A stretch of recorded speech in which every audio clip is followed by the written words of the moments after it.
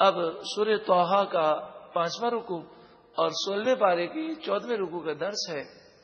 سورہ طٰہٰ کی آیت نمبر 90 سے ہم سماعت کریں گے۔ ایک مرتبہ محبت کے ساتھ درود و سلام پڑھیے۔ اللہم صلی علی وسلم۔ وَلَقَدْ قَالَ لَهُمْ هَارُونُ مِن قَبْلُ، اور بے شک ان بنی اسرائیل سے ہارون علیہ السلام نے موسیٰ علیہ السلام کے آنے سے پہلے کہا، یا قومی، اے میری قوم، انما فتنتم بہ، تمہیں تو اس بچڑے کے ذریعے امتحان میں ڈالا گیا ہے، تم شرک نہ کرو۔ موسیٰ علیہ السلام توریت شریف لینے گئے ہیں، تم اپنے آپ کو شرک کر کے، کفر کر کے، بچڑے کی پوجا کر کے تباہ نہ کرو۔ وَإِنَّ رَبَّكُمُ الرَّحْمَنُ، اور بے شک تمہارا رب تو صرف رحمان ہے۔ فَاتَّبِعُونِي، پس تم میری پیروی کرو۔ وَأَطِیعُوا أَمْرِی، اور تم میری بات کو مانو۔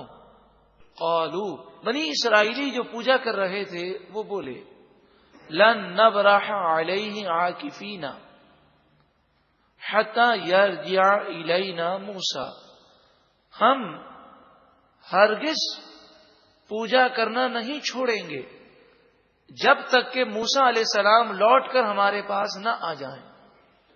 حضرت ہارون علیہ السلام نے جب انہیں زیادہ سمجھانے کی کوشش کی تو وہ حضرت ہارون علیہ السلام کو قتل کرنے کے لیے تیار ہو گئے۔ حضرت ہارون علیہ السلام نے خیال کیا کہ میں اکیلا ہوں اور میرے ساتھ 12,000 افراد ہیں، اور یہ 5 لاکھ سے بھی زائد ہیں، ان سے مقابلہ ہو نہیں سکے گا۔ پھر ہوگا کیا کہ یہ ہم 12,000 کو شہید کر دیں گے۔ اگر میں بچ گیا تو موسیٰ علیہ السلام مجھ سے کہیں گے کہ تم نے ایسا کیوں کیا، کہ 12,000 مسلمان مارے جائیں گے، اور ہو سکتا ہے یہ مسلمان 1,00,000 2 لاکھ ان مرتد مشرکوں کو مار دیں، تو اس طرح 1,00,000 2 لاکھ بنی اسرائیل مارے جائیں گے، اور موسیٰ علیہ السلام مجھ سے فرمائیں گے کہ تم نے میرا انتظار کیوں نہیں کیا۔ تو آپ نے جب یہ دیکھا کہ وہ ہمیں شہید کرنے کو تیار ہو گئے ہیں تو پھر آپ نے خاموشی اختیار فرما لی اور موسیٰ علیہ السلام کا انتظار کرنے لگے۔ لیکن جب حضرت موسیٰ علیہ السلام تشریف لائے تو آپ ذرا تصور کریں کہ دنیاوی غم جب انسان پر طاری ہوتا ہے تو کتنا افسوس ہوتا ہے۔ یہ تو ایک بہت بڑا حادثہ تھا۔ اس حادثے کی ایک بہت بڑی وجہ یہ بھی سمجھیں کہ موسیٰ علیہ السلام کی شریعت میں یہ قاعدہ تھا کہ جو مسلمان ایک دفعہ شرک یا کفر کر کے مرتد ہو جائے، اب وہ توبہ ہو کر مسلمان بھی ہو جائے پھر بھی اسے زندہ نہیں چھوڑا جائے گا، قتل کر دیا جائے گا۔ تو اب موسیٰ علیہ السلام کو کتنا افسوس ہوا ہوگا کہ اب صرف 12,000 بچیں گے اور باقی سب کو اگر یہ ایمان لے آئے تب بھی قتل کر دیا جائے گا۔ ہماری شریعت میں یہ ہے کہ کوئی مرتد ہو جائے اور ایمان لے آئے دوبارہ تو اسے قتل نہیں کیا جائے، لیکن مسلمان سے مرتد ہو جائے اور پھر ایمان نہ لائے تو پھر حاکم اسلام اسے قتل کر دے گا۔ لیکن ان کی شریعت میں تو دونوں صورتوں میں قتل کا حکم تھا۔ اب تو گویا کہ حضرت موسیٰ علیہ السلام نے یہ خیال کیا کہ اس شریعت کے قاعدے کے مطابق صرف 12,000 بنی اسرائیلی اب بچیں گے اور پوری قوم ہمیشہ کے لیے ختم ہو جائے گی، تو ایک بہت بڑا نقصان۔ اور پھر بنی اسرائیل جب مشرک ہو گئے، مرتد ہو گئے، تو انہوں نے اپنے آپ کو جہنم کا ایندھن بنا لیا۔ تو دنیاوی نقصان سے زیادہ بڑا نقصان دینی نقصان ہے۔ تو حضرت موسیٰ علیہ السلام پر جو افسوس طاری تھا، آپ کی ناراضگی اور آپ کا افسوس کس قدر تھا، قرآن مجید فرقان حمید نے اس کیفیات کو بیان کیا۔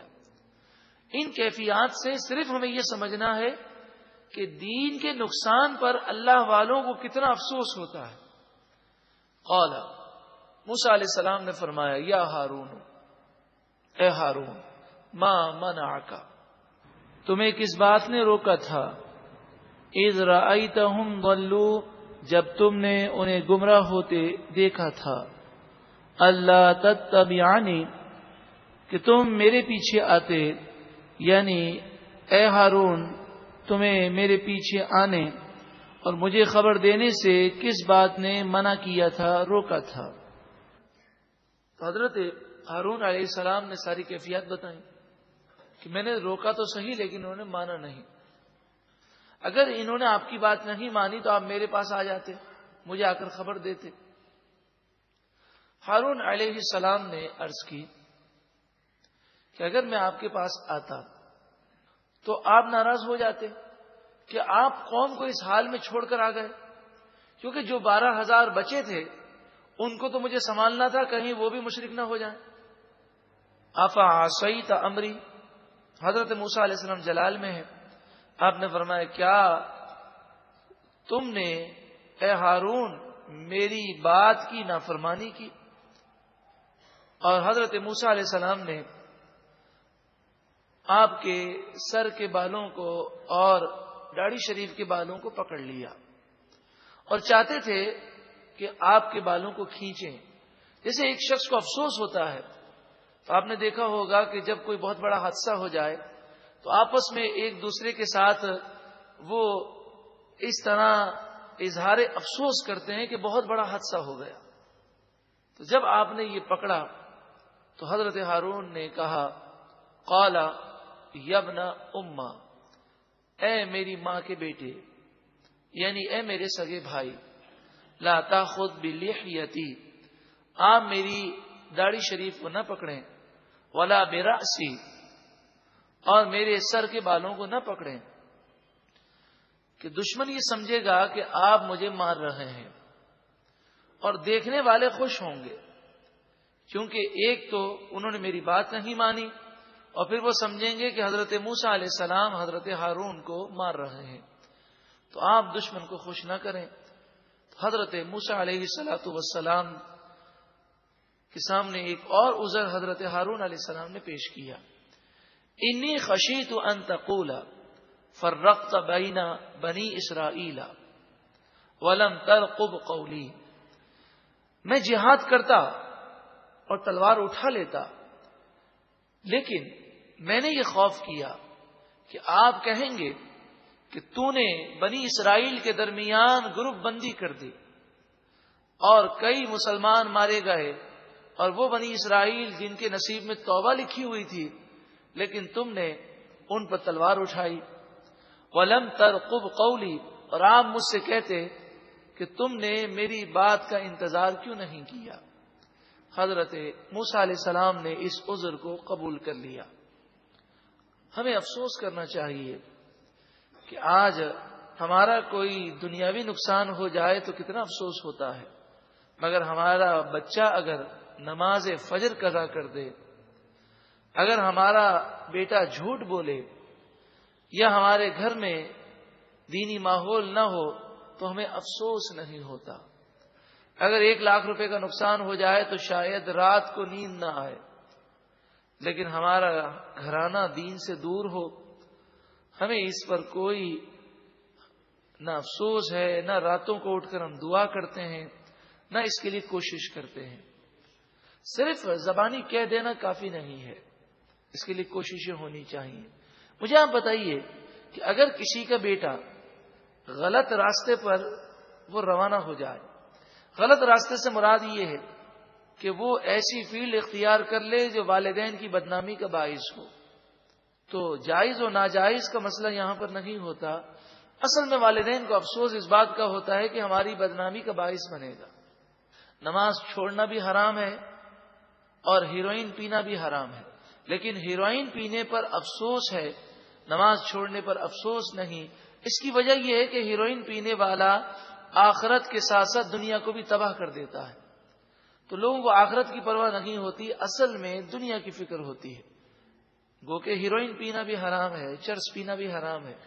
لیکن آپ بتائیے کہ اللہ نہ کرے، اللہ تعالی ہماری اولاد کو محفوظ فرمائے، جن کے بچے اس لعنت میں گرفتار ہوتے ہیں، وہ کیسا راتوں کو اٹھ اٹھ کر دعائیں کرتے ہیں، روتے ہیں، بزرگوں کے پاس جاتے ہیں، وظیفے پڑھتے ہیں، کوششیں کرتے ہیں، پھر بھی انہیں افسوس ہے. لیکن اگر ہمارے بچے نماز نہیں پڑھتے تو نہ تو ہم راتوں کو اٹھ کر دعائیں کرتے ہیں، نہ افسوس کرتے ہیں، نہ وظیفے پڑھتے ہیں. ہم تو بڑے آرام سے کہہ دیتے ہیں ہم نے سمجھا دیا، نہ مانے ان کی مرضی، یعنی ہمیں کوئی افسوس نہیں ہوتا. کاش موسیٰ علیہ الصلوۃ والسلام کہ افسوس کا اظہار جو قرآن مجید فرقان حمید نے کیا، کاش ان کے صدقے میں ہمیں بھی دینی نقصان پر افسوس نصیب ہو جائے، کیونکہ یہ افسوس کرنے میں بھی ثواب ہے کہ جتنا دل زیادہ جلے گا اتنا ہی زیادہ ثواب ہوگا.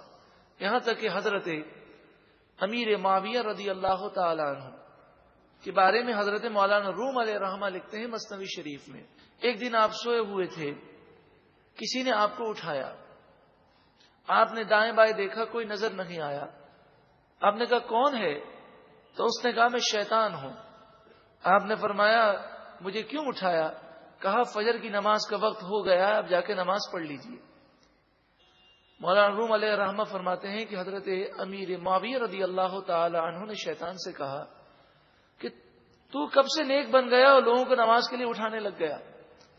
کہنے لگا کہ کل کسی وجہ سے تاخیر ہو گئی تھی، آپ کی جماعت چھوٹ گئی تھی، آپ اتنا روئے کہ اللہ نے آپ کے نامہ اعمال میں 200 نمازوں کا ثواب لکھ دیا. اب جلدی اٹھ کے جائیے اور ایک نماز پڑھ لیجئے. یعنی مطلب یہ کہ بندہ اگر کبھی کسی وجہ سے نقصان ہو جائے تو افسوس کرے، اللہ تعالیٰ اس پر اسے بے شمار اجر و ثواب عطا فرمائے گا. قال فما خطبک یا سامری، حضرت موسیٰ علیہ السلام نے سامری سے فرمایا اے سامری تیرا کیا حال ہے، تو نے ایسا کیوں کیا؟ قال سامری بولا بصرت بما لم یبصروا به، میں نے وہ منظر دیکھا جو کسی اور نے نہیں دیکھا. یعنی میں نے جبریل امین کو دیکھا جو گھوڑی پر سوار ہیں، اور گھوڑی جہاں پر قدم رکھتی ہے وہاں پر گھاس اگاتی ہے. میں نے سمجھ لیا کہ اس گھوڑی کے پاؤں میں حیات ہے، طاقت ہے، تو وہ مٹی میں نے لے لی. فقبضت قبضة من اثر الرسول، تو میں نے ایک مٹھی لے لی. رسول سے مراد یہاں لغوی معنی ہے، رسول کے معنی ہے بھیجا ہوا. اس بھیجے ہوئے فرشتے کے پاؤں کے قدم سے میں نے مٹی اٹھا لی. یہ حضرت جبریل کا قدم نہیں تھا بلکہ اس گھوڑی کا قدم تھا جس پر جبریل امین سوار ہے. تو جس گھوڑی پر جبریل امین سوار ہے اس گھوڑی پر آپ کی برکتوں کا یہ اثر ہے کہ وہ گھوڑی جہاں پر قدم رکھے اس مٹی میں اللہ تعالی زندگی پیدا کر دیتا ہے. تو اللہ کے نیک بندوں کی برکتیں اور ان سے نسبت رکھنے والی چیزوں میں بڑی ہی رحمتیں ہیں. فنبذتها، پھر میں نے اس مٹی کو ڈال دیا بچڑے کے منہ میں. وَكَذَلِكَ سَوَّلَتْ لِي نَفْسِي، اور اسی طرح یہ ساری باتیں میرے جی نے بنائی اور یہ مجھے اچھی لگی، تو میرا جی چاہا تو میں نے ایسا کیا. چلے یہاں تک تو ٹھیک ہے کہ مٹی ڈال دی گئی، اور مٹی سے ڈالنے سے وہ بچڑا جو ہے وہ باقاعدہ سونے سے چینج ہو کر اس میں حیات پیدا ہو گئی. لیکن یہ کانسیپٹ دینا کہ اب یہ خدا بن گیا نعوذ باللہ من ذالک، یہ تو بالکل غلط ہے. بلکہ یہاں پر اللہ کی قدرت بتانی چاہیے کہ اللہ تعالیٰ کی شان دیکھیں کہ اللہ تعالیٰ نے حضرت جبریل امین کو یہ مقام دیا کہ آپ کی گھوڑی کے پاؤں میں یہ طاقت ہے، تو اللہ تبارک و تعالیٰ کس قدر عظمت و بلندی والا ہے. تو اس ذریعے سے وہ اللہ تعالیٰ کی شان و قدرت کو نہ سمجھ سکے بلکہ سامری نے قوم کو اس بچڑے کی پوجا میں لگا دیا.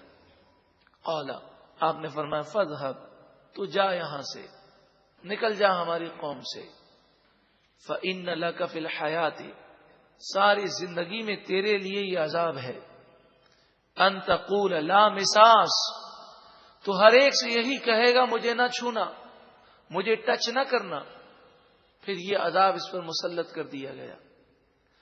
اگر کوئی اسے ہاتھ لگا لے تو ہاتھ لگانے والے کو بھی تیز بخار ہو جائے اور اسے بھی تیز بخار ہو جائے تو کوئی جسے معلوم ہو وہ اسے ہاتھ نہ لگائے، اس کے کوئی قریب نہ جائے، اور خود یہ بھی لوگوں سے بھاگتا پھرے۔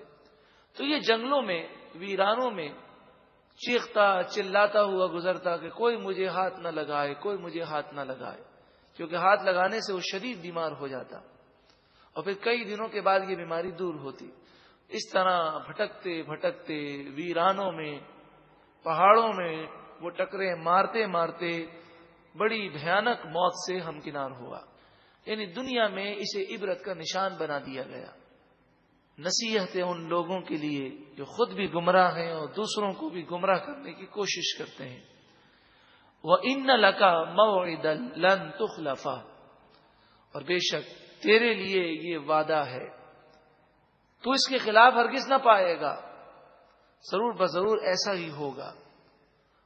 وَانظُرْ إِلَىٰ إِلَٰهِكَ الَّذِي غَلْتَ عَلَيْهِ عَاكِفًا، اب اس بچڑے کا کوئی قصور نہ تھا، بچڑے نے تو کسی کو نہیں کہا تھا کہ میری پوجا کریں، وہ تو ایک بے جان جسم تھا، اس کے اندر جب مٹی ڈالی گئی تو وہ آواز نکالنے لگا، لیکن چونکہ یہ بچڑا جب بھی موجود رہتا لوگ اسے دیکھتے تو وہ پرانی جو ان کی حرکت ہے انہیں یاد آ جاتی، اور پھر جو بچڑے کی محبت ان کے دل میں تھی دوبارہ وہ شرک کی طرف مائل ہوتے۔ اس لیے حضرت موسیٰ علیہ الصلوۃ والسلام نے حکم دیا کہ اس بچڑے کو آگ میں جلا دیا جائے، پھر اس کی راکھ پانی میں بہا دی گئی۔ جیسے نبی اکرم صلی اللہ علیہ وآلہ وسلم نے جب مکہ مکرمہ فتح کیا تو آپ نے بھی 360 بت جو خانہ کعبہ کے اندر نصب تھے وہ آپ نے توڑ دیے، اور ہر قسم کی تصاویر کو آپ نے مٹا دیا، اور ہمیشہ کے لیے آپ نے یہ منع فرما دیا، آپ نے فرمایا جس گھر میں تصویر ہو اس میں رحمت کے فرشتے نہیں آتے۔ تو جانور کی یا انسان کی تصویر ہو اس میں رحمت کے فرشتے نہیں آتے۔ تصویر سے مراد ایسی تصویر جو آویزہ ہو، حالانکہ ہم اپنے گھر میں اگر تصویر آویزہ کر دیں تو ہم کوئی پوجا نہیں کرتے، ہم شرک نہیں کرتے، مگر نبی اکرم صلی اللہ علیہ وآلہ وسلم نے ہمیشہ کے لیے منع کر دیا، اس کے راستے کو بند کر دیا۔ تو تصویر اگر کسی گھر میں لٹکی ہوئی ہے اور وہاں نماز پڑھیں تو وہاں نماز بھی مکروہ تحریمی ہے، یعنی دوبارہ واپس پڑھنی ہوگی، اور جس گھر میں رحمت کے فرشتے ہی نہیں آئیں گے تو پھر بلائیں اور آفتیں آئیں گی۔ تو آپ دیکھ لیجئے آپ کے گھر میں ایسا تو نہیں کہ کسی جانور یا انسان کی تصویر لٹکی ہوئی ہو۔ وانظر، اور دیکھو، الی الہک الذی غلت علیہ عاکفا، اس جھوٹے خدا کی طرف دیکھو جسے تم نے جھوٹا خدا سمجھ لیا، کہ جس پر تم پوجا کرنے کے لیے بیٹھتے تھے، جس کے سامنے لنحرقنہ، ضرور بضرور ہم اسے جلائیں گے، ثم پھر لننسفنہ فی الیم نسفا، پھر ہم اسے سمندر میں ریزہ ریزہ کر کے بہا دیں گے۔ انما الہکم اللہ الذی لا الہ الا ہو، تمہارا معبود صرف اللہ ہے، اس کے سوا کوئی معبود نہیں۔ وسع کل شیء علما، ہر چیز کو اس کا علم گھیرے ہوئے ہے، وہ ہر چیز کو جانتا ہے۔ کذالک، اسی طرح، نقص، ہم بیان کرتے ہیں، علیک، اے محبوب صلی اللہ علیہ وسلم، آپ پر، من انباء ما قد سبق، ان لوگوں کی خبریں جو پہلے گزر چکے، وقد آتیناک من لدنا ذکرا، اور بے شک ہم نے آپ کو اپنی طرف سے ذکر اور نصیحت عطا فرمائی۔ ذکر نصیحت سے مراد قرآن پاک ہے، کہ ہم نے آپ کو اپنی طرف سے قرآن پاک عطا فرمایا جو ذکر ہے، نصیحت ہے، دلوں کو روشن و منور کرنے والا ہے۔ اب جو قرآن پاک سے اعراض کرے اور قرآن کی تعلیم پر عمل نہ کرے، اس کا انجام بیان کیا جا رہا ہے۔ من اعرض عنہ، جو کوئی قرآن پاک سے اعراض کرے، روگردانی کرے۔ غور کر لیجئے، کیا ہم قرآن پاک کی تعلیم پر عمل کرتے ہیں؟ فَإِنَّهُ يَحْمِلُ يَوْمَ الْقِيَامَةِ وِزْرًا، بس بے شک وہ قیامت کے دن بہت برا بوجھ اٹھائے گا. خالدین فیہ، وہ اس بوجھ میں ہمیشہ رہے گا جب تک اللہ تعالی چاہے گا. وہ گناہوں کی بوجھ کی وجہ سے جہنم میں رہے گا، اور اگر ایمان برباد ہو گیا تو پھر کبھی بھی جہنم سے نکلنا نہیں. وَسَاءَ لَهُمْ يَوْمَ الْقِيَامَةِ حِمْلًا، قیامت کے دن ان کے لیے بہت ہی برا بوجھ ہے. یوم ينفخ فی الصور، وہ قیامت کا دن جس میں سور پھونکی جائے گی. وَنَحْشُرُ الْمُجْرِمِينَ يَوْمَئِذٍ، اس دن ہم مجرموں کو جمع کریں گے، گناہگاروں کو جمع کریں گے. زرقا، اس حال میں کہ ان کی آنکھیں نیلی ہو رہی ہوں گی. کبھی پھانسی کے تختے پر مجرم کو جب لے جایا جاتا ہے تو خوف سے اس کی آنکھیں نیلی پڑ جاتی ہیں. یہ پھانسی کا تختہ کیا حیثیت رکھتا ہے؟ کل بروز قیامت کی ہیبت اس قدر ہولناکیاں ہوں گی کہ جب وہ عذاب جہنم کو دیکھیں گے تو مجرم کی جو حالت ہوگی، اللہ رب العالمین اس برے وقت سے ہمیں محفوظ فرمائے. اور جب ہم کل بروز قیامت اٹھیں تو کاش ایسا کرم ہو جائے کہ بلا حساب و کتاب ہمیں جنت عطا ہو جائے. یتخافتون بینہم، آپس میں چپکے چپکے کہتے ہوں گے، ان لبثتم الا عشرا، تم تو صرف 10 دن دنیا میں رہے ہو. یعنی قیامت کی ہولناکی کی وجہ سے دنیا انہیں بڑی مختصر محسوس ہوگی. نحن اعلم بما یقولون، ہم خوب جانتے ہیں جو وہ کہیں گے. اذ یقول امثلهم طریقۃ، جب ان میں سے سب سے سمجھدار لوگ کہیں گے، جو سب سے بہتر رائے اور خیال رکھنے والے ہوں گے، وہ کہیں گے، ان لبثتم الا یوما، ارے 10 دن تم کہتے ہو، یہ بات بھی غلط ہے. دنیا میں تو تم صرف 1 دن رہے ہو. آخرت کے مقابلے میں دنیا بڑی حقیر ہے. ذرا غور کریں کہ 50 سالہ 70 سالہ زندگی ایک پہاڑ جیسی زندگی محسوس ہوتی ہے، لیکن 50,000 سال کے سامنے اس کی کوئی حیثیت نہیں ہے. 50 سالوں کے سامنے اگر 50 دن ہو تو آپ جانتے ہیں اس کی کیا حیثیت ہے. دنیا کی مثال تو فرمایا ایسی ہے، آخرت اس قدر طویل ہے، اس قدر لمبی ہے کہ پلک جھپکنے میں جو دیر لگتی ہے اس سے بھی کم وقت دنیا کا محسوس ہوگا آخرت میں جا کر. اللہ رب العالمین ہمیں اس قلیل، بے وفا، فانی، مختصر، غرض، مطلب، پیسے کی دنیا کی حقیقت سمجھنے کی توفیق عطا فرما اور قبر و آخرت کی تیاری کی توفیق عطا فرما. ایک مرتبہ محبت کے ساتھ درود و سلام پڑھیے. اللہم صلی علی سیدنا محمد وعلی آلہ سیدنا محمد. اب سورہ طٰہٰ کا 5واں رکوع اور 16ویں پارے کی 14ویں رکوع کا درس ہے. سورہ طٰہٰ کی آیت نمبر 90 سے ہم سماعت کریں گے. ایک مرتبہ محبت کے ساتھ درود و سلام پڑھیے.